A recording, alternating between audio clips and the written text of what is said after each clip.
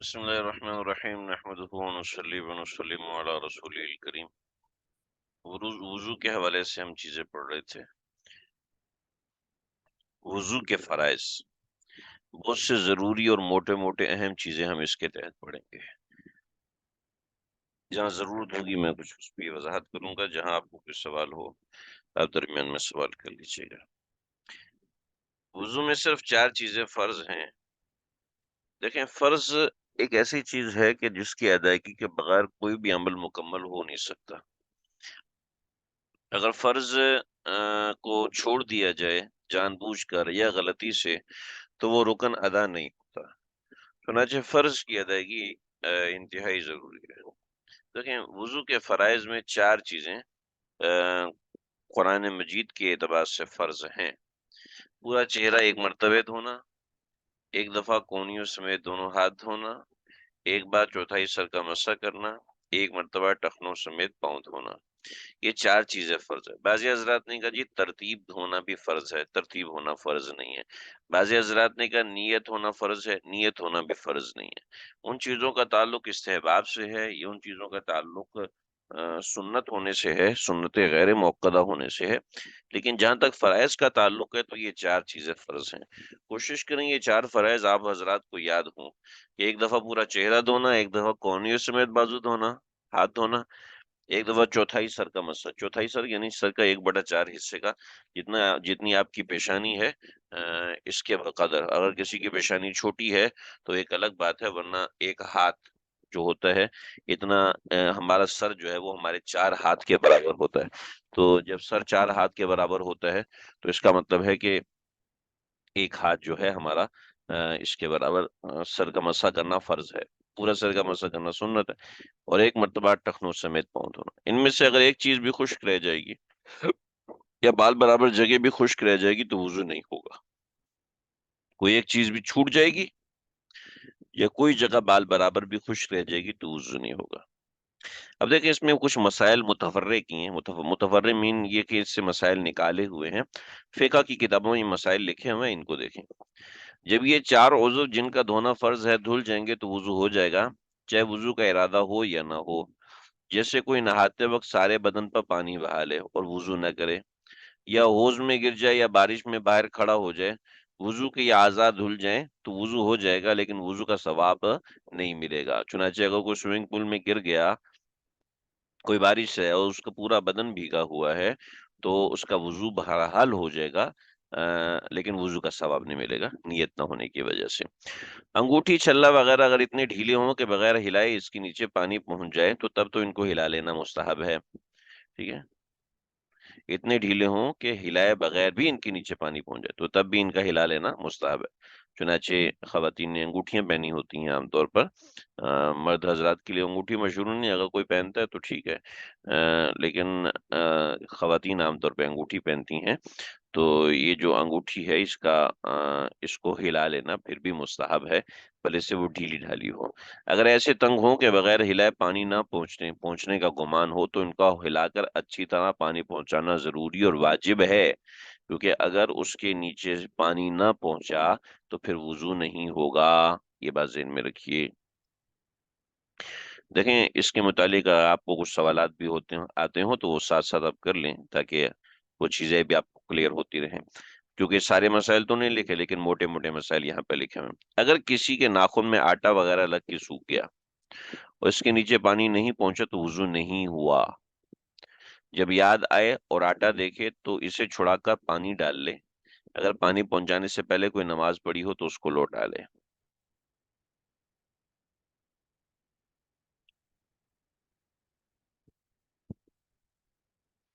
دیکھیں، مسح میں اتنی ایکوریسی ضروری نہیں ہے، مسح میں چوتھائی سر کا مسح کرنا فرض ہے، ٹھیک ہے، باقی اب پورے سر کا مسح کرنا یہ سنت میں سے ہے۔ اگر پورے سر میں کچھ حصہ رہ جاتا ہے تو اس میں کوئی حرج نہیں ہے، ٹھیک ہے نا۔ 1/4 سر کا مسح ہونا فرض ہے، وہ میں نے اوپر بتا دیا نا کہ سر کا مسح 1/4 سر کا مسح یہ فرض ہے، یعنی 1/4 سے کم گیلا نہیں ہونا چاہیے۔ اور اگر پورے سر کا مسح کیا اس میں سے کچھ جگہ سوکھی رہے گی تو اس میں کوئی حرج کی بات نہیں، مسح میں ایسی ایکوریسی نہیں ہے۔ اب دیکھیں، ناخن میں آٹا لگ گیا اور ناخن میں آٹا لگ گیا اور آٹا لگ کے سوکھ گیا اور اس کے نیچے پانی نہیں پہنچا. اب اگر آٹا گیلا ہے اور اس جگہ پر وضو کر لیا تو پھر وضو ہو گیا. ٹھیک ہے، کیونکہ آٹا گیلا ہے، اس میں سے پانی نفوذ کر کے اس جگہ پہ لازمی پہنچ جاتا ہے. لیکن اگر خشک ہو گیا تو اٹس مین کہ وہ ایک تہ بن گیا اور تہ بننے کے بعد اس جگہ پہ پانی نہیں پہنچا. ٹھوڑی کا دھونا فرض ہے بشرطے کہ اس پہ بال نہ ہو، یہ اس قدر کم ہو کہ کھال نظر آئے. ہونٹ کا جو حصہ منہ بند ہونے کی وجہ سے دکھائی دیتا ہے، ہونٹ کا جو حصہ منہ بند ہونے کے بعد دکھائی دیتا ہے، اب دیکھیے یہ ہونٹ ہے اور ہونٹ کا کچھ حصہ دکھائی دیتا تو اس کا دھونا فرض ہے. ٹھیک ہے؟ اندرونی حصہ جو دکھائی نہیں دیتا اس کا دھونا فرض نہیں ہے، البتہ اس کو دھونا سنت ہے، جیسا کہ کلی کرتے ہیں تو اندر کا حصہ دھل جاتا ہے، تو کلی کرنا سنت ہے وضو کے اندر. داڑھی یا مونچھ یا بھویں اتنی گھنی ہو کہ کھال نظر نہ آئے تو کھال کا دھونا فرض نہیں ہے، بلکہ وہ بال ہی کھال کے قائم مقام ہیں، ان پر پانی بہا دینا کافی ہے. داڑھی، مونچھ اور بھویں ان کا مسئلہ یہ ہے. ٹھیک ہے، آگے دیکھیں.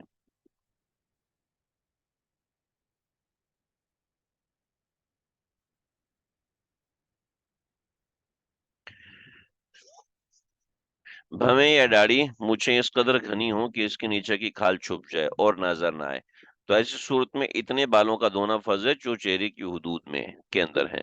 باقی باقی بال جو حد مذکور سے آگے بڑھ گئے ان کا دھونا فرض نہیں ہے.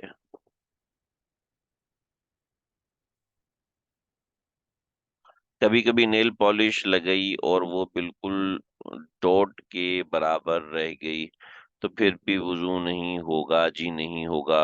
وی need to clean it complete. جی ہاں، اس کو کمپلیٹلی صاف کرنا ضروری ہے. اگر ایک بال کے برابر بھی جگہ رہ گئی تو پھر وضو نہیں ہوگا. خاص طور پر ناخن کے پیچھے حصے میں جو کھال کا ایریا ہوتا ہے اس کے اوپر وہ نیل پالش جو ہے وہ چپک جاتی ہے اور وہ چھڑانا کافی مشکل ہو جاتا ہے. بعض دفعہ کلینر سے بھی وہ صاف نہیں ہوتی کیونکہ وہ سکن کے اوپر آ چکی ہوتی ہے، اور جو کلینر ہے وہ ناخن کے اوپر سے صاف کرتا ہے، سکن کے اوپر بعض دفعہ صاف نہیں کرتا. اس کا دھیان رکھنا ضروری ہے. دوسری بات ہے کہ نیل پالش لگانی ہی نہیں چاہیے، چاہے وہ مخصوص ایام ہیں چاہے وہ کوئی اور اوقات ہیں، نیل پالش نہیں لگانی چاہیے، اس لیے کہ یہ شعار اچھے لوگوں کا عام طور پہ نہیں ہوتا. کسی ملک میں اگر ہے تو ٹھیک ہے ہوگا، لیکن نیل پالش یہ شرعاً پسندیدہ نہیں ہے. کچھ حضرات نے وجوہات لکھی تھی، اس وقت وجوہات میرے ذہن میں نہیں ہیں. تو نیل پالش سے بچنا چاہیے. وجہ اس کی ہے کہ اگر کسی نے ناپاکی کی حالت میں لگائی ہے نیل پالش اور وہ نیل پالش اس کا انتقال ہو جاتا ہے تو وہ اسی ناپاکی کی حالت میں مرے گی اور اس طرح بہت سے مسائل ہو جاتے ہیں. اسی طریقے سے اگر کوئی وضو کر کے لگاتا ہے پھر وہ نیل پالش لگا کے رکھتا ہے تو پھر ہر دفعہ اس کو صاف کرنا یہ ایک ایسی جھنجٹ ہے جس سے بچنا زیادہ بہتر ہے. جو حصہ رخسار یا کان کے درمیان ہے اس کا دھونا فرض ہے، چاہے اس کی جگہ داڑھی نکلی ہو یا نہ ہو. میں نے کل ذکر کیا تھا. اگر آنکھ یا منہ کو زور سے بند کیا، پلک اور ہونٹ کا کچھ حصہ خشک رہ گیا یا آنکھ کے کونے میں پانی نہیں پہنچا تو وضو نہیں ہوا. یہ میں نے کل بھی بتایا تھا کہ آنکھ کے کونے میں جو جگہ ہوتی ہے اس کی بات ہے. وضو کرنے اور اگر منہ زور سے بند کیا اور ہونٹوں کا کچھ حصہ رہ گیا تو اس سے بھی وضو نہیں ہوگا، یہ ذہن میں رکھیں. وضو کرنے کے بعد معلوم ہوا کہ کوئی جگہ خشک رہ گئی ہے تو وہاں فقط ہاتھ پھیرنا کافی نہیں بلکہ وہاں پانی بہانا فرض ہے، یہ ذہن میں رکھیں. یہ تو فرائض سے تعلق رکھنے والی کچھ چیزیں تھی. اب وضو کی سنتیں ہیں اور وضو کی سنتیں اسی ترتیب سے ہوں گی. دیکھیں، نمبر 1 نیت کرنا. نمبر 2 سب سے پہلے نیت کی جائے گی اور نیت دل سے کی جاتی ہے، کل بتایا تھا. نمبر 2 پہلے گٹوں تک دونوں ہاتھ دھونا. گٹوں کو یہ جہاں سے ہمارا ہاتھ مڑتا ہے یہاں پر ایک گٹا نکلا ہوا ہوتا ہے، یعنی ایک ہڈی ابھری ہوئی ہوتی ہے، اس کو گٹا کہتے ہیں. تو پہلے گٹوں تک دونوں ہاتھ دھونا، پھر بسم اللہ کہنا، کلی کرنا. بسم اللہ کہنا، کلی کرنا. اگر واش روم میں آپ وضو کر رہے ہیں، کسی ایسی جگہ وضو کر رہے ہیں تو وہاں پر بسم اللہ نہیں کہیں گے، دل ہی دل میں پڑھ لیں گے. کلی کرنا، ناک میں پانی ڈالنا، اس کے بعد مسواک کرنا. کلی دائیں ہاتھ سے کریں گے، ناک میں پانی بائیں ہاتھ سے ڈالیں گے. اس کے بعد مسواک کریں گے، مسواک دائیں ہاتھ سے کریں گے. پورے سر کا مسح کرنا، ہر عضو کو 3 3 مرتبہ دھونا. ٹھیک ہے. اچھا اس میں ایک چیز رہ گئی، یہاں پر ایک چیز مس پرنٹ ہو گئی ہے، رہ گئی ہے کہ پورے چہرے کو 3 بار دھونا. ٹھیک ہے. ہاتھ دھونا، بسم اللہ کہنا، ناک منہ میں مسواک کرنا، اس کے بعد پورے چہرے کو دھونا، اور اس کے بعد بازوؤں کو دھونا. یہ دونوں چیزیں رہ گئی. پورے سر کا مسح کرنا. اچھا اچھا اچھا اچھا اچھا اچھا، نہیں نہیں نہیں نہیں نہیں نہیں، مجھے بتانے میں غلطی ہوئی ہے. یہاں پر صرف سنتوں کا بیان ہے. ٹھیک ہے جی، یہاں فرائض کا بیان نہیں. ٹھیک ہے. تو یہاں وضو میں جو جو سنت ہے، فرائض وہ پہلے بیان ہو گئے اور یہاں سنتیں بیان ہو گئی.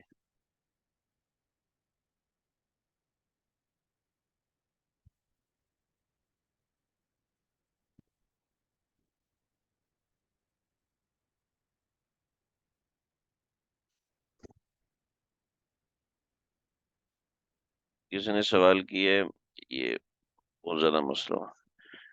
رنگ کرتے وقت اکثر چھینٹے وغیرہ پڑ جاتے ہیں ہاتھ پاؤں پر، اور وضو کر لیتے ہیں تو پتہ چلنے پر صرف چونا ہٹا کر پانی بہا دینا کافی ہے. جی ہاں، چونا ہٹا کر پانی بہا دینا کافی ہے. 3 دفعہ دھونا سنت ہے یا فرض ہے؟ 3 دفعہ دھونا سنت ہے، فرض نہیں ہے. ٹھیک ہے.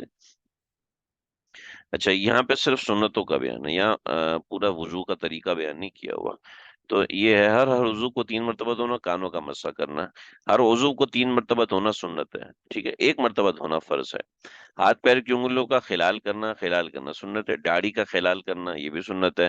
ترتیب سے وضو کرنا یہ بھی سنت ہے. مسلسل وضو کرنا، ایک عضو خشک ہونے سے پہلے دوسرا عضو دھو لے. مسلسل وضو یعنی وضو میں تسلسل. تسلسل کا معنی یہ ہوتا ہے کہ ایک عضو دھوئے، اس کے خشک ہونے سے پہلے پہلے دوسرا وضو.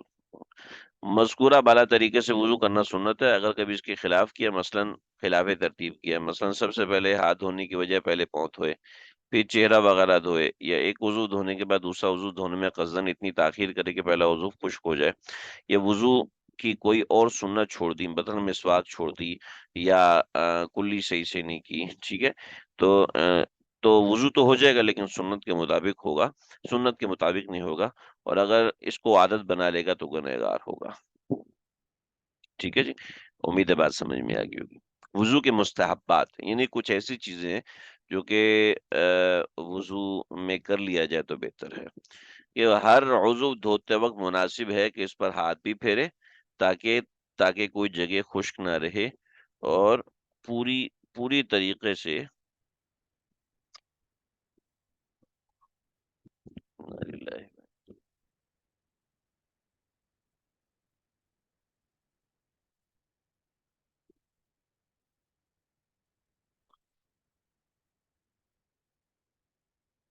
پورے طریقے سے تمام مقامات پہ پانی پہنچ جائے.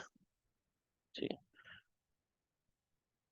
وقت آنے سے پہلے ہی وضو کر کے نماز کی تیاری کر لینا بہتر اور مستحب ہے. ٹھیک ہے. وضو کے درمیان اس سے فارغ ہونے کی مسنون دعائیں پڑھے. وضو کے دوران یہ دعا پڑھے، اللہم اغفر لی ذنبی ووسع لی فی داری وبارک لی فی رزقی. یہ دعا بھی ہر بندہ یاد کر لے. ٹھیک ہے. سمجھ نہیں آئی؟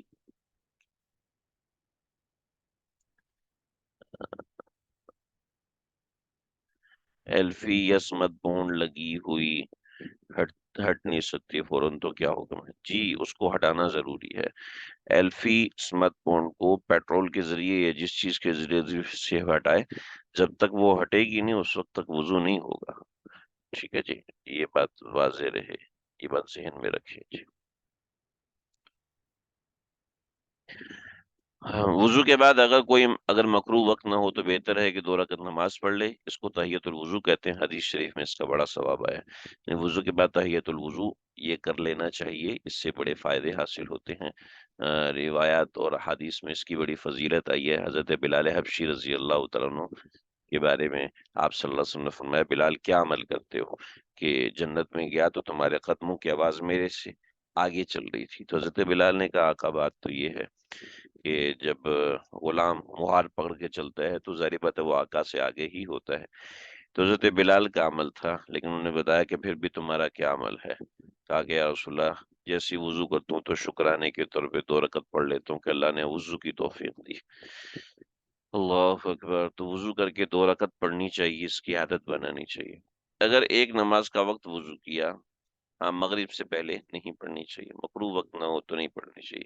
اگر ایک نماز کا وقت وضو کیا پھر دوسری نماز کا وقت آ گیا، اور ابھی وضو نہیں ٹوٹا تو اسی وضو سے دوسری نماز پڑھنا جائز ہے، البتہ دوبارہ وضو کر لینا بہتر ہے۔ وضو کے بعد یہ دعا پڑھے، اللہم اجعلنی من التوابین وجعلنی من المتطہرین۔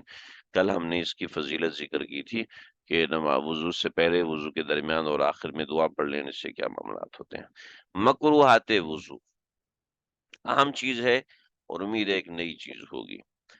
جب تک مجبوری نہ ہو خود اپنے ہاتھ سے وضو کرے، کسی اور سے پانی نہ ڈلوائے، یعنی خود اپنے ہاتھ سے وضو کرے، حتی الامکان اپنے ہاتھ سے وضو کرے۔ وضو کے درمیان بلا ضرورت دنیاوی باتیں نہ کرے، ضرورت کی بات کرنے میں کوئی حرج نہیں۔ پانی کتنا ہی زیادہ ہو، جیسے کوئی دریا کے کنارے پر ہو، پھر بھی پانی ضرورت سے زیادہ خرچ نہ کرے، اور نہ ہی پانی استعمال کرنے میں اتنی کمی کرے کہ اعضاء اچھے طریقے سے نہ دھل سکیں۔ پانی لیا اور پانی لینے کے بعد ٹوٹی چل رہی ہے اور صاحب جی سر کا مسئلہ کر رہے ہیں۔ پانی لیا اور چہرے پہ چھپٹا مار رہے ہیں اور جناب پانی ٹوٹی سے بہتا جا رہا ہے۔ بھئی پانی لے کے ٹوٹی بند کریں اور ٹوٹی بند کرنے کے بعد پھر چہرہ دھوئیں۔ ٹھیک ہے، پانی لیا اور بازو کو دھو رہے ہیں اور ٹوٹی چل رہی ہے، یہ پانی ضائع ہو رہا ہے، گناہ ہو رہا ہے، کتنا بڑا گناہ ہو رہا ہے، یعنی اسراف ہو رہا ہے۔ کسی عضو کو 3 مرتبے سے زیادہ نہ دھوئے، البتہ کوئی جگہ خشک رہے گی تو دھونا ضروری ہے، اس کو دھو لے۔ چہرہ دھوتے وقت پانی کا چھینٹا زور سے نہ مارے اور نہ پھنکار کر چھینٹ اڑائے، یعنی فو کر کے جو پانی منہ سے نکالتے ہیں وہ بھی نہ کرے۔ ٹھیک ہے، یعنی زور سے چھینٹا مارے سائڈوں پہ پانی جا رہا ہے، یہ مناسب نہیں ہے۔ ہلکا ہلکا پانی اپنے چہرے پہ مارنا چاہیے، زور سے نہیں مارنا چاہیے۔ چہرہ دھوتے وقت منہ اور آنکھیں بہت زور سے بند نہ کرے کہ اگر چھوٹا سا کنارہ چھپ گیا تو پھر مسئلہ ہوگا۔ جب ایک دفعہ وضو کر لیا، وہ ابھی ٹوٹا نہیں ہے، تو جب تک اس وضو سے کوئی عبادت نہ کر لے، اس وقت تک دوسرا وضو کرنا مکروہ اور منع ہے۔ ٹھیک ہے، یعنی جب تک وضو برقرار ہے اس وضو سے کوئی نہ کوئی عبادت کرے۔ چنانچہ اگر نہاتے وقت کسی نے وضو کیا ہے تو اسی وضو سے نماز پڑھنا چاہیے، اس وضو کے ہوتے ہوئے دوسرا وضو نہ کرے۔ ہاں، اگر کم از کم 2 رکعت نماز اس وضو سے پڑھ چکا ہے تو دوسرا وضو کرنے میں کوئی حرج نہیں بلکہ ثواب ہے۔ یا وہ اہم باتیں آ رہی ہیں جو ہماری آج کل روزمرہ کی ضرورتیں ہیں۔ مسواک کی جگہ ٹوتھ پیسٹ اور برش کا استعمال۔ مسواک کی 2 حیثیتیں، ایک یہ کہ وہ عبادت اور رسول اللہ صلی اللہ علیہ وسلم کی سنت ہے، اس حیثیت سے عین اسی طریقے کو اختیار کرنا ضروری ہے جو آپ علیہ الصلوۃ والسلام نے اختیار فرمایا۔ رسول اللہ صلی اللہ علیہ وسلم کا مسواک میں جو طریقہ منقول ہے وہ یہ ہے کہ آپ صلی اللہ علیہ وسلم لکڑی استعمال فرماتے تھے۔ لکڑی موجود نہ ہونے کی صورت میں آپ صلی اللہ علیہ وسلم نے انگلی پر اکتفا کرنے کا حکم دیا۔ اسی طرح جن کے دانت نہ ہوں انہیں بھی یہی حکم دیا ہے۔ اس سے معلوم ہوا کہ مسواک کی سنت اور عبادت اسی وقت ادا ہو سکتی ہے جب لکڑی یا انگلی سے دانت ملے جائیں۔ مسواک کی دوسری حیثیت ایک عام انسانی عادت ہے کہ مسواک کا مقصد دانتوں کی صفائی اور منہ کی بدبو کا ازالہ ہے۔ اس لحاظ سے ٹوتھ پیسٹ اور برش کا استعمال بھی کافی ہے، لیکن مسواک اپنی جگہ پر ہونا یہ ضروری ہے۔ اخبار میں لکھی ہوئی آیت کا بلا وضو چھونا۔ جس جگہ قرآن کی آیت لکھی ہے صرف ایک جگہ کو بلا وضو ہاتھ لگانا منع ہے، دوسری جگہ کو ہاتھ لگانا جائز ہے۔ یعنی جہاں پر بھی قرآن زیادہ ہے اس پوری کتاب کو آپ، جس جگہ پہ قرآن زیادہ ہے تو اب، لیکن وہ قرآن، اس میں بڑی اہم بات ہے، ذرا سمجھیے۔ ایک ایک کتاب ہے جو کہ قرآن مجید ہے، اس میں کسی نے تشریحات وغیرہ کی ہوئی ہیں، تفسیر ہے، اس کو بے وضو ہاتھ لگا سکتا ہے کیونکہ وہ قرآن نفس قرآن کے حکم میں نہیں ہے۔ ٹھیک ہے جی، لیکن ایک کتاب ہے جو کہ تفسیر ہے تو اس کو بغیر وضو کے ہاتھ لگا سکتے ہیں، اور لیکن اس میں جہاں آیات قرآن لکھی ہے اس جگہ کو وہ ہاتھ نہیں لگا سکتے۔ ٹھیک ہے، اس جگہ کو ہاتھ نہیں لگا سکتے۔ اور قرآن مجید ہے، اب قرآن مجید کو بغیر وضو کے ہاتھ ہی نہیں لگا سکتے، یہ نہیں کہ سائڈوں سے پکڑ پکڑ کے اس کو استعمال کریں، نہیں، یہ بغیر وضو کے ہاتھ نہیں لگا سکتے، نہ دستانہ پہن کے ہاتھ لگا سکتے ہیں، الگ سے کوئی رومال ہو اس سے لے کر ہاتھ لگا سکتے ہیں۔ ایسے نہیں قمیض کے دامن سے اٹھا لیا، جو آپ کے جسم کے کپڑے ہیں ان سے آپ نہیں اٹھا سکتے۔ वुज़ू और गुस्ल में मस्नूई आज़ा का हुक्म। मस्नूई आज़ा और दाँत वग़ैरह 2 तरह के होते हैं। एक वो जो मुस्तकिल तौर पर लगा दिए जाएँ, फिर उन्हें आसानी से निकाला ना जा सके। दूसरे वो जो बनाए ही इस तरह जाते हैं कि हस्ब ज़रूरत उनका इस्तेमाल किया जाए और फिर उनको निकाला जा सके। पहली सूरत में ये अज़ा और दाँत वग़ैरह असल का दर्जा रखते हैं, इसलिए इनका हुक्म असली अज़ा और असली दाँतों का ही होगा। वुज़ू और गुस्ल में इन दोनों तक पानी पहुँचाना ज़रूरी होगा। इन अज़ा और दाँतों को निकाल कर इनके नीचे पहुँचाना ज़रूरी नहीं। जैसे फॉर एग्ज़ाम्पल 2 किस्म के बाल लगते हैं, ख़वातीन 2 किस्म के बाल लगवाती हैं। कुछ बाल ऐसे होते हैं जो कि बालों के साथ बाल मर्ज होते हैं और पिगमेंटेशन टाइप होते हैं और बालों के अंदर बाल मर्ज होते हैं और बालों के साथ नए बाल लगा दिए जाते हैं और फिक्स कर दिए जाते हैं। एक तो ये होता है कि वो ऑपरेशन टाइप होता है कि वो आपकी स्किन के अंदर वो बाल लगाते हैं और ये फिक्स बाल होते हैं। और दूसरे वो बाल होते हैं जो कि उतर जाते हैं जैसे कि विग है। तो अब गुस्ल के लिए इसको उतारना ज़रूरी है। और जो पहले किस्म के बाल हैं जो कि आपकी स्किन के अंदर उगाए जाते हैं यानी ख़ास तौर पे लगाए जाते हैं और स्किन उससे ब्लड भी लेती है और वो सब यानी वो फाइबर से बनते हैं वो बाल, मैंने इसके ऊपर काफ़ी चीज़ देखी है। वो फाइबर से बाल बनते हैं तो लिहाज़ा वो जिस्म का स्किन का हिस्सा है और स्किन का हिस्सा होने की वजह से उनके ऊपर वो मामला यानी वो उनकी जड़ तक पानी पहुँचाना ज़रूरी है। दूसरी हैसियत में इनकी हैसियत एक ज़ायद चीज़ की यानी वुज़ू गुस्ल के वक़्त उसी वक़्त दुरुस्त होगा जब इनको निकाल के असल जिस्म तक पानी पहुँचाएँ। अगर ऐसा ना किया तो वुज़ू और गुस्ल दुरुस्त नहीं होगा। अल्लाहु अकबर!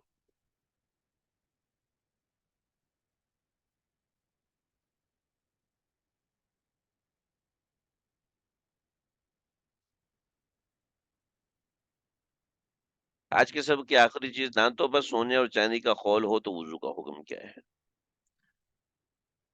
इलाज के तौर पर दाँत के सुराख में सोना, चांदी, शीशा वगैरह में कोई चीज़ डालकर दाँत को बंद कर दिया जाए, तो डाली हुई चीज़ बदन का जुज़ बन जाती है।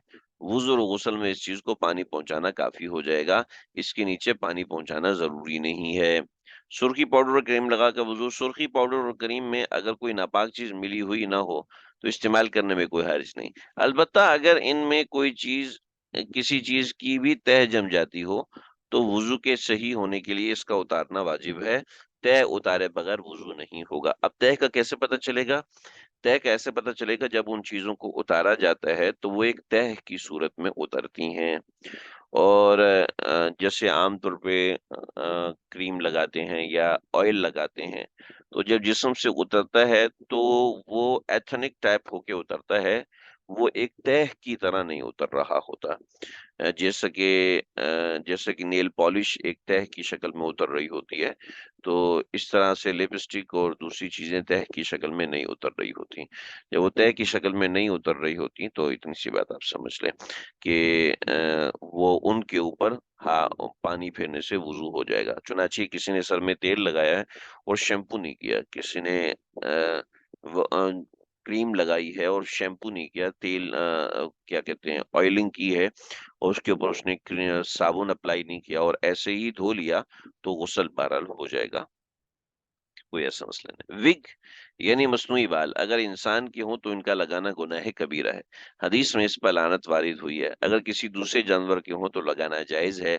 अलबत्ता बहर सूरत वुज़ू में मस्से के वक़्त इसको उतारना ज़रूरी है। अगर इन पर मसा कर लिया तो वुज़ू नहीं होगा। अगर आप लोग 1 मिनट रुके हैं तो मैं 1-2 चीज़ देखना चाहता हूँ।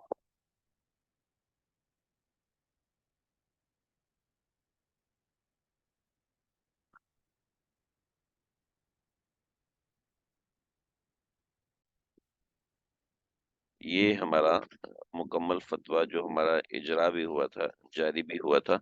इन साहब ने आके मुझे विग भी दिखाई थी और बहुत सी चीज़ें भी बताई थी, इसके हवाले से जो थी। तो ये सिंथेटिक बाल आते हैं। आजकल जो भी बाल आ रहे हैं जो भी विग्स आ रही हैं मार्केट के अंदर मौजूद हैं, मैं पाकिस्तानी मार्केट की बात कर रहा हूँ और 1-2 और मार्केट से इंडियन मार्केट की बात कर रहा हूँ। इसके अलावा दीगर मार्केट्स का मुझे नहीं पता। तो जो भी बाल आते हैं वो सिंथेटिक हेयर्स होते हैं और सिंथेटिक हेयर्स हेयर्स जो हैं वो आम तौर पर फाइबर के बने हुए होते हैं, एक किस्म का फाइबर होता है। اور لہٰذا وہ جانور کے بال ہوتے نہیں ہیں، لہٰذا نارملی آج کل جو وگز آتی ہیں وہ وگز جو ہے وہ درست ہیں۔ وصلی اللہ تعالی علی خیر خلقہ محمد وآلہ وصحبہ اجمعین۔